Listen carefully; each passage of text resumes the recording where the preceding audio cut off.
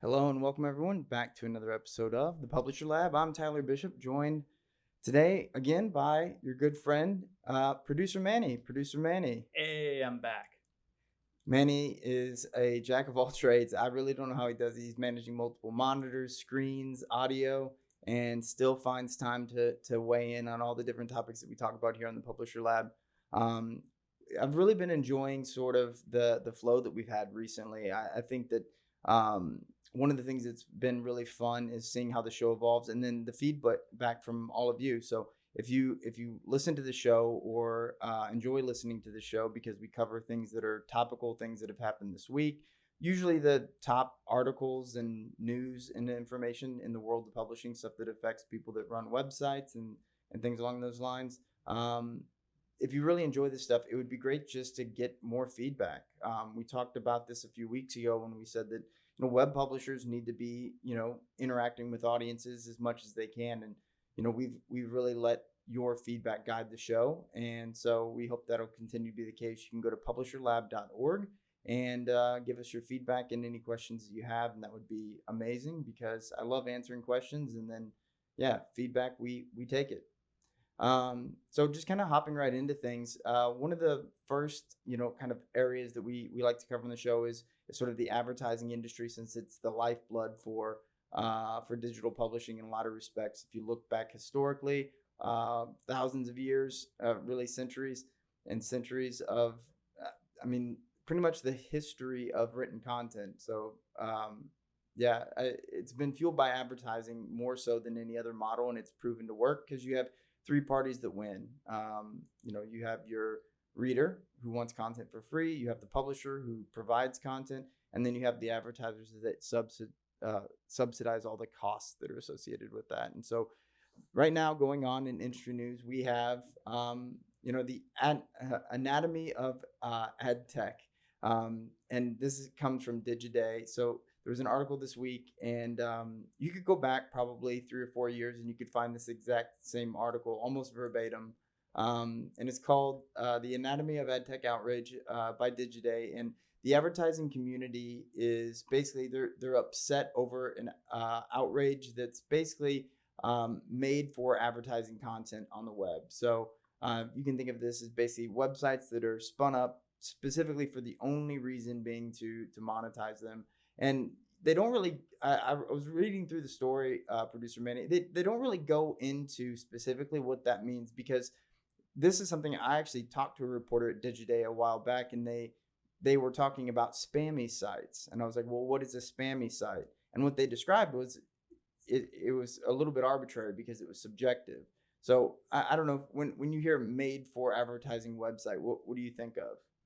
I'm thinking about like a website that just has a ton of ads on it. Maybe not the most exciting or relevant or even good content, but just somewhere where they can just throw a bunch of ads on there and just make money off of it. Yeah, I think so. I'm always jaded whenever people will use these sort of like broader terms in the industry, because I have a hard time putting myself from the perspective of either a general member of the public or even somebody that's not quite as jaded by the advertising ecosystem over a couple decades. And so when I look at that, I can think of two things. I can think of somebody that is started running a website specifically just because they want to make money. You can think of it almost like as an investor, and that doesn't necessarily eliminate the quality of the content from being, like, if you make great content, nobody's doing this purely for free for the most part. A lot of people start for free, but over time, when this starts to become a business, you want to make money off of it. So what I'm assuming that they're talking about specifically, more so than anything else, is kind of this new hybrid arbitrage. It's not new. Arbitrage has been around for a long time, where you basically almost trick people into clicking links on social sites and things like that, and then they come to the website and then you show them more ads than it costs to get the click or whatever. That kind of went extinct a while back, but there is sort of this like kind of hybrid in between, where you have sites that are essentially picking keywords and things like that they think that they can get ranked for, and using AI to spin up the content. So you have what is pretty generic, low quality content populating on the web, and then people trying to make a quick buck off of it. To me, there's not a lot of profit in it. Like even if AI just generates the most generic thing ever, but it ranks number one for a certain term or something like that, there's a pretty good chance that that query or that term didn't have any other good answers or nobody had made content for it. So I think that this is a lot of hand wringing and a lot of finger pointing going on across the industry at what is not the problem. The problem is not that the internet has too much spammy content in it. It would be more so that the spammy content would populate to the top, and that really isn't the case. If you look at all the studies that are out there, generally the overall quality of content served in search results and pretty much across the entire web, you know, quality in terms of content, not necessarily like production. But yeah, I don't know.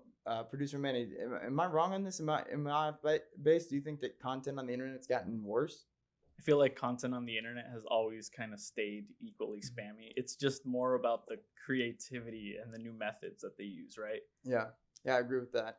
And I think that this kind of speaks to a larger point, which again, it's funny how this industry operates in cycles. But this is coming from Adweek, but they had an article this week on it was called "Publisher Adoption for New Video Ad Specs Lag 6 months After Introduction." So this is another thing where it's like if you go back probably 6-7 years, you had this big issue where Facebook was overcounting, I believe, the number of views on Facebook Watch.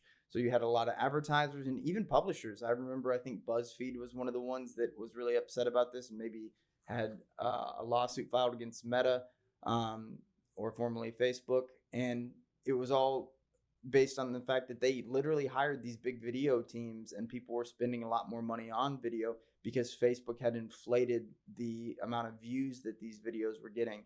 And now I think everybody should hopefully know better than to trust a platform's metrics on something that they have an incentive to inflate. But despite that, I think that we're sort of seeing that again, where you've got publishers and advertisers, they're struggling to adopt new forms of video ad classifications and things along those lines. And that lack of symmetry that you're seeing, that's because essentially you have publishers and advertisers that both want some sort of formatting or standard that they can base costs, pricing, that sort of thing off of. And not having something like that creates almost like a vacuum where there's this big disparity between somebody that gets it right and somebody that gets it wrong. So a lot of this has been introduced in March, some of the new specs that they've been trying to get to take hold. But a lot of it's been hindered by unclear sort of like whose responsibility it is for ensuring adoption. There's not really a lot of financial incentives, in terms of like a community-based incentive, and then just also who is supporting this, like who is ensuring that these types of things are evolving and actually like working. And so I think what you're going to find is that there's very few parties in the space outside of those with significant vertically integrated businesses that may or may not be against the law that have any interest in doing anything with this, because you have concerns about basically trying to manage all of it and take the lead on it. And there's just everybody in the space is kind of out for themselves a little bit from the standpoint of why would I invest so much time and energy in trying to like collectively bargain what this is? Because universally what you're going to find is that advertisers and publishers are a little bit sort of on different sides of the fence on this sort of thing.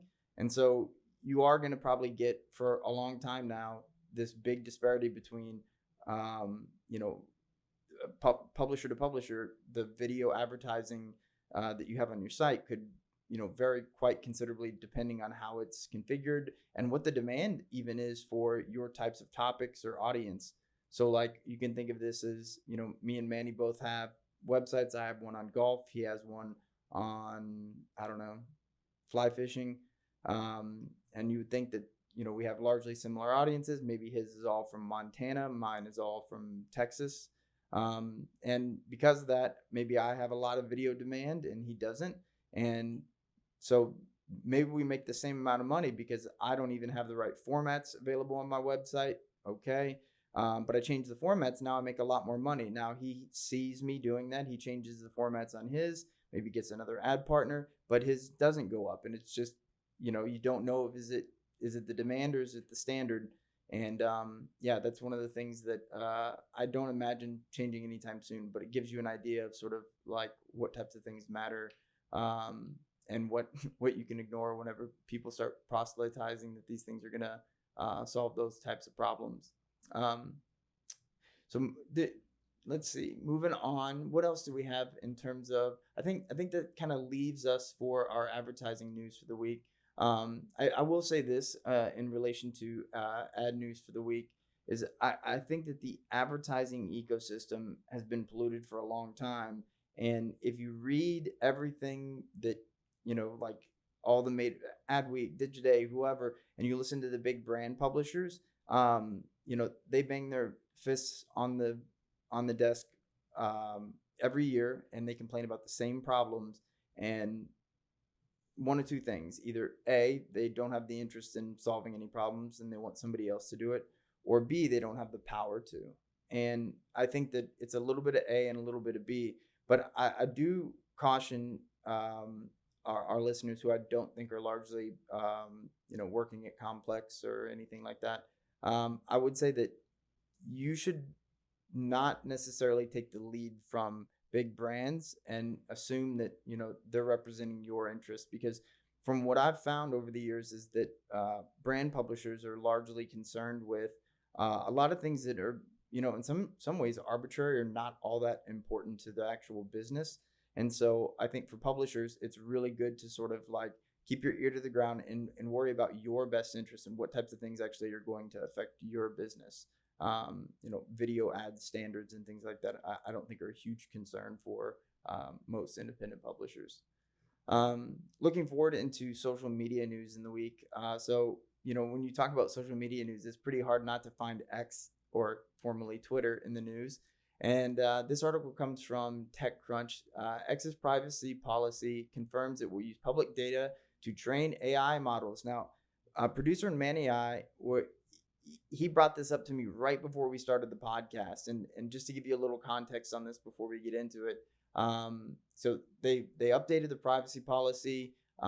It was for all platform users, and basically what they said is that they're going to start collecting everything from biometric data. Now that's a little concerning, to job history.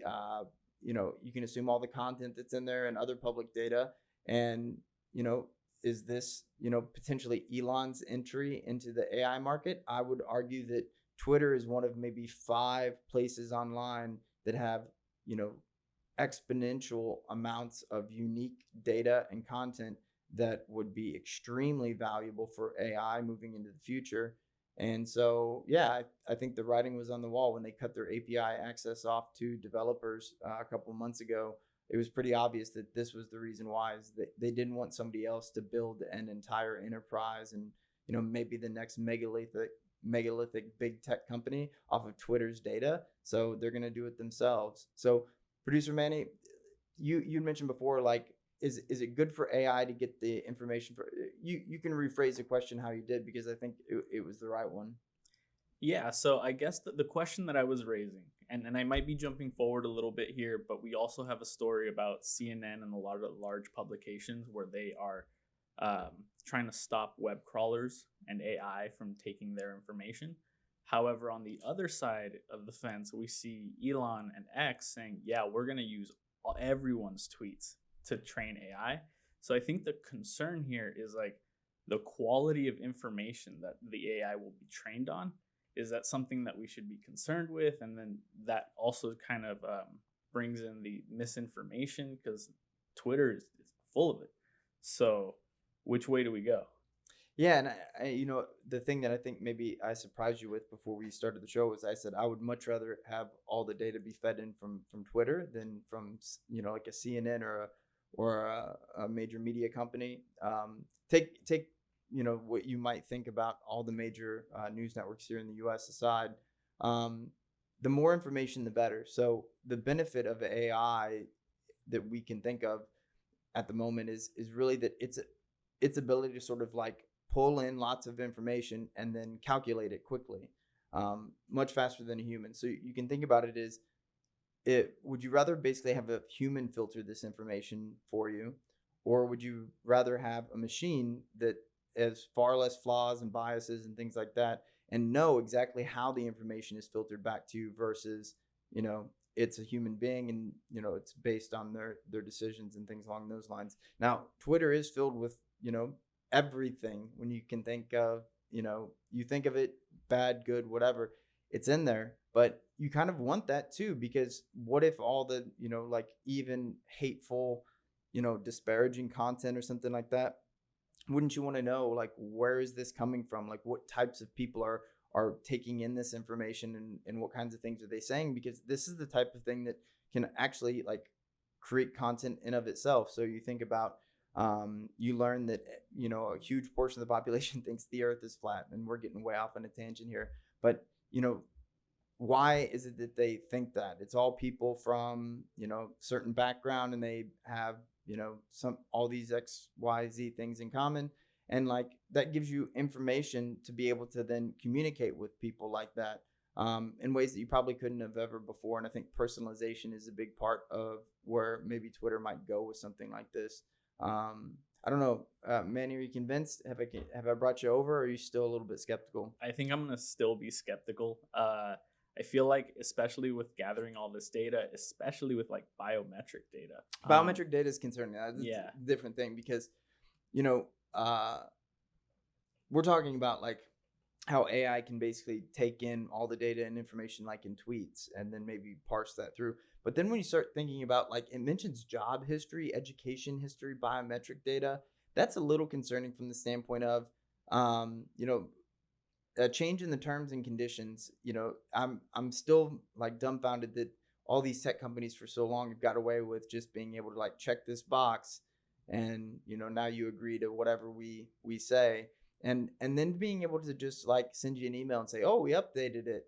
Well, like in this case, this is a huge difference.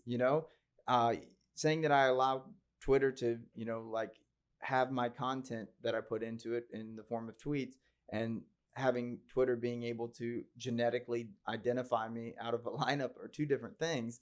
One of those things I might be willing to sign up for, the other probably not. So pretty concerning, and one that I imagine, if used in practice, will probably come under legal challenge. I also just want to add too that it was mentioned that because this is X and Elon Musk that's working on this, Tesla and his other firms are going to be very closely working together with this. So even like if you're sitting in your Tesla, there's like 1 million cameras on the Tesla, they're going to have all that information. They're going to be able to feed the AI. Yeah. And I think that this is something that we all need to be probably kind of aware of, from the standpoint of, over the last decade, we've gone through this amazing transformation where the cloud and lightweight technologies have allowed the collection of more data than what pretty much any system or human can know what to do with. And all this data has sort of been collected by every tech company. I mean, every tech company I've ever worked for or built, we've collected way more data than we needed, with the idea of like, we're saving it for a rainy day. You might want this someday. But the point of wanting it someday is that eventually you would find, systems or something that's smart that could take that data and then provide analysis or give direction based on it. And over the last decade, we've had unprecedented amounts of consumer and personal data collected by a lot of companies. And now we're going to find out, what is and isn't legal to have done with that data. And yeah, I think it is definitely something that if it slides by people too quickly, you may not like kind of like where this ends up. But I imagine it'll spend a decent amount of time in courtrooms before then. And I'll go ahead and kind of skip over some of the. So there was a recent article in Digiday about X's brand safety and an upheaval there. That is something that's really common in advertising, is sort of this concern about quote unquote brand safety, having ads appear next to, extremist content or even just volatile content that maybe a brand doesn't want to agree with. And I think that this is I've never seen this have an impact actually on advertising performance, both personally and then just you can look across the studies that have been done. It's pretty rare that advertising, being associated with, especially when it's programmatic. If I see a commercial on TV for Pepsi and it's, on some R-rated movie that I wouldn't want my children to watch or something like that, I don't immediately go, kids, we're not drinking Pepsi anymore because look, they support R-rated movies. The same goes for like display ads and all kinds of ads on the internet, I think. I do think that brands maybe feel an impact or like an upheaval from customers a lot of times whenever, maybe they're supporting somebody specifically where it's like Pepsi sponsors, I don't know, Putin, you know. I would imagine that wouldn't be too popular, and especially in the West. So I do think that this is probably overblown to some extent. The one thing I will say about it though is that when a brand is investing money, especially in something programmatically, and they do get pushback from their audience or their consumers, where people are like, Pepsi, how dare you support? Infowars was a big one a while back. Alex Jones pretty much made it impossible for him to basically get monetized after a long time. But for a while, when Google and others still allowed display ads on his site, people would, sort of like go at the brands that, still ran ads in there. And, realistically, it's not even the ads. They just didn't have them blacklisted as a site. So what you find is that somebody that is an audience member of InfoWars or something like that, they go and they visit Pepsi's website and they come back to InfoWars or wherever, and then they see those Pepsi ads on there. And so it has more to do with the person that's actually seeing the ads than it does the publisher or the advertiser. And I think people largely get that. But what brands hear are the loud voices from the activists. So there are people and organizations that are out there that specifically go around and sort of like try to get different sources demonetized by like protesting to the brands. And so that's really where most of this comes from. And that's why you never see anything done about it in reality. And then finally, moving on to our favorite, AI news. So we went AI last this time, and I think it's probably appropriate because it's in every single episode where we kind of go through what's the latest. And I figured we'd start with some vanilla, the things that we know, social media, advertising, these things that have been around for a while that haven't been completely replaced by the robots just yet. And speaking of being replaced by robots, so ChatGPT's reach is limited among US adults. So this comes from Search Engine Journal. And just whenever we thought the robots were going to take over, all the sort of like analytics that you're seeing now around like the, kind of linear adoption of ChatGPT and sort of like its peak potential and this big explosion that everybody has been watching and then also expecting to continue, as sort of like it's ramping down a bit. And Manny, I don't really know exactly why this is, but I do know that, like I can look around in my own life, people that are completely disconnected from, the technology space. Like my wife, for example, I think she's used ChatGPT one time, and it was because I was like, you should use ChatGPT to do this. Is this kind of what you're finding in your life as well? It's funny because we're kind of in the same situation. My wife won't really touch it unless it's like very important, or if it's like, oh, I can write like Instagram descriptions with this. Yeah. So I do hear about less and less people using it. I know that there was a big concern and fuss, especially within the graphic design community early on. But as time has gone on, I feel like that concern has lessened. I feel like more and more people are seeing it as a tool rather than a replacement. And a lot of the times it's, if you need a very, very specific image, or if you have something in your head, 9 times out of 10, unless like you're hyper descriptive, you probably won't be able to get AI to give you the image that you're looking for.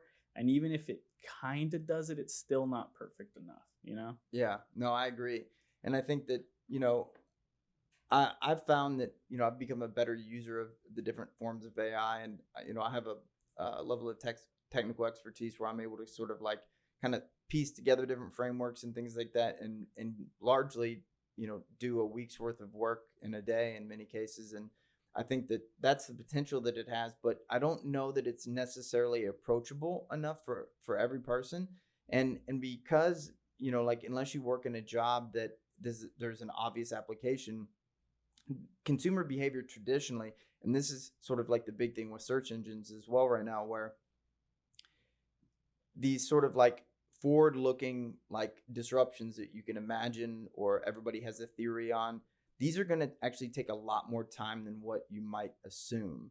And the reason is because even though like you can see how ChatGPT is going to disrupt, the modern search engine right now, and maybe it, and in fact it is in some cases, especially among early adopters, by the time that some of these people that we're talking about now, producer Manny and I, where we're talking about like, my wife, for example, or whoever, to get those people brought over to where it's like their behavior is disrupting a search engine by using ChatGPT instead. We're a little ways away from that, and I think that it's because those populations have to be able to find practical uses and use cases to sort of like what they call on ramp to a new technology or behavior. So I do think that one of the things that we can kind of take away from this is that all the metrics in the world are telling us that, sort of like this big takeover that AI was going to have in disrupting the web. Not necessarily that it won't occur, but that maybe we all have a little bit more time than what was initially thought. And then our last story for the day from Axios. Major websites are blocking AI crawlers from accessing their content. So this is sort of like a lot of people taking a page out of the X book, Manny. So remember me saying a little bit earlier that they cut up their developer API access, which had been free for the longest time, which is kind of crazy actually. And they're basically hiding their content from AI crawlers and crawler bots and things like that. And the reason is because, if an AI can come to your website and take its content, just because it's really stealing. It's like licensing. It's like why the actors are mad that ChatGPT can take a writer's job or whatever. It's not that AI can't write. It's that if you ask it to write the 11th season, I don't know. I'll pick a show that I actually do watch that has seasons. Maybe now I don't know the number of the seasons of different shows. Let's see, Succession, right? So Succession, I think it's supposed to be over, right? Manny, did you watch the show? I didn't know. So I think Successions, you guys get it. I think it did 3 seasons and it should be finished now. But let's say you wanted to write a 4th season and got the actors on board, but you didn't want to hire any writers. Well, the source material for what would happen next in the story arc is going to come from the 3 seasons that were written by people. So you're using and piggybacking off of all their labor for something that's fresh and new. And so if your website can basically get like pillaged by AI to regurgitate sort of that content, or even just like use it as a baseline for creating new content, that has pretty large ramifications, because you're basically allowing these large organizations and big tech to get free labor. Like training a AI model is really hard. It's why it's taken so long to get a ChatGPT. It's a lot of feedback from real users. I'd heard that they'd had people in warehouses basically just training bots on whether or not an answer was semantically correct for communicating with humans for a long period of time. So this stuff is not easy. And so now you have crawlers that are basically being blocked by a lot of websites. But if we're going to be honest, this is going to save websites from OpenAI. It's going to save them from, like Google or whoever, because they will obey these because they'll be worried about legal concerns. The thing that we should be concerned about with this is what AI is out there that is not going to obey that, because crawlers, unless you ban visitors from your site, a crawler can pretty much do everything that a regular visitor could do. And there's really no great way other than measuring sort of like the data like extracted or like the energy expended from like a session or a user agent or something like that. So it gets pretty complex whenever you try to block it. And if a lot of people decide to block it, it can just change sort of its parameters and its behaviors, and it could get past that. So it's a game of cat and mouse that publishers can't win. And I think that the concern that we should all have is basically, um, like if somebody without your knowledge takes your content and then doesn't even regurgitate it necessarily, but then uses that as sort of like knowledge that it's acquired to create new content. Well, that's the value that humans do provide, is that the machines out of the box have no information. They're zero. And so humans collect the information, and like you or me or whoever, we're experts on things and we write about it and we create that content. Well, what happens then whenever like somebody else comes along and wants to steal your expertise? um I've heard before with both acting and writing, what you're going to start to see is databases pop up that are largely designed so that users can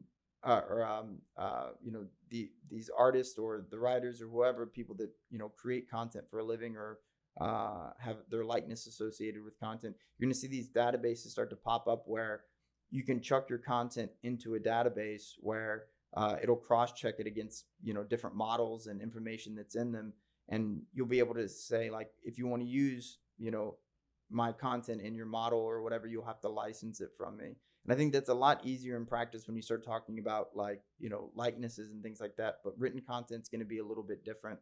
And yeah, I think this is probably the first area where you'll see AI get regulated. Some kind of adoption of standards where like it's very easy to tell, and also some form of protection for sites and things like that. I mean, the web kind of has this now, right? Like you've got websites. You ever see the little copyright thing down at the bottom of a website, producer Manny? Yeah. I definitely have. The reason for that is because they're basically letting it would be illegal to copy the source code to that website or application and then use it like it as if it was your own.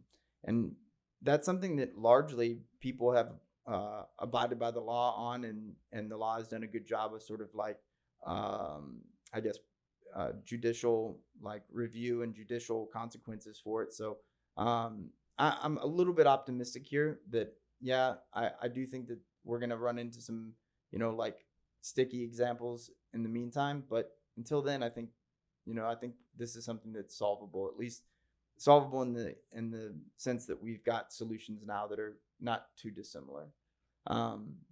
But that's it that we've got for news today in terms of like all the stuff that we run down. I enjoy really kind of like digging into these topics a little bit more and staying up with the news of the day. But if there are topics or there's just kind of general directions that you'd like to see us go with the show, one of the things that I've considered a couple of times is I discover all kinds of new AI tools and revelations about how to use it almost every day. And I've thought about doing an episode where I just run through some of them and why you should check those out. But I really want your feedback. So if you have a chance, leave us a question or give us some feedback, or if that's an episode that sounds interesting to you, go to publisherlab.org. Otherwise, you can keep watching on YouTube or listening wherever you get your podcast to the Publisher Lab.